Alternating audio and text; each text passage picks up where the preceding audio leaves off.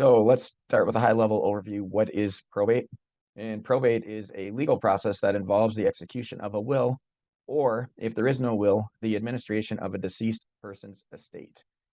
And key tasks include securing assets, liquidating assets, settling debts, and distributing the remaining assets to the rightful heirs or beneficiaries. Let's talk about a few probate myths before we jump into the roadmap. The first myth I mentioned already, people think that they don't need probate if they have a will, and it is actually the opposite. If you have a will, you need to go through probate in order to execute the will. And then when there is no will, you still need to go through probate in order to close the deceased affairs, accounts, and estate based on state law in the absence of a will. Myth number one, we don't need probate if we have a will. That is a myth. You do need probate if you have a will, and if the estate qualifies to go through probate based on state statute. All right. Number two, we don't need probate. We already have power of attorney. This is a big myth. And the reason is power of attorney ends when the person you were helping out dies. So if you had power of attorney for your parent and your parent passes away, then your power of attorney expires when they pass away. And that's one of the big challenges with probate. And causes a lot of stress. People think they have power of attorney, and there's this period we call the pre-probate period, which is between the time a person passes away and the time that the personal representative has been granted authority by the court.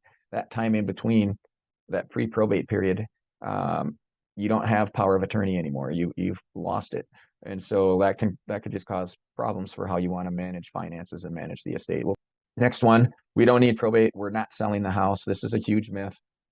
If you are transferring title of a deceased person in almost every single state, at least that I know of, you need to go through probate in order to have the authority to transfer that title. Even if there's a will that says you get the house, you still need to transfer the title into your name. Now, there are situations where people don't do this. They skip it. They choose not to transfer the title or not to go through probate and transfer the title. And it causes huge, huge, huge problems down the road. Huge problems. So it's better to, if you're transferring a title, even if you're keeping the house in the family, go through probate, get that title transferred properly, and it'll save you time, money, and stress down the road. I promise you. I'll use more examples as we go through the roadmap. And next, we do not need a probate real estate specialist. Selling a probate home is no different than selling any other home. This is mostly a myth, okay? There are some aspects of selling a probate property that are similar to selling other real estate. However, the pieces that are different enough that if you're working with someone who doesn't understand those pieces and you run into trouble, it's going to cost you time and money. I know what you're saying. I have an attorney to handle those legal issues.